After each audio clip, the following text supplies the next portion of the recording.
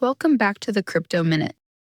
So, you have been introduced to cryptocurrency and now you want to invest in it too.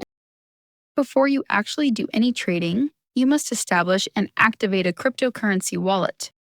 It's not hard, so don't worry. First of all, decide whether you want a hot wallet or a cold wallet. Hot wallets are convenient online tools. Cold wallets are secure offline tools. Go online and download your app or log into your online account. Select a setup message for your wallet and keep track of the recovery phrase.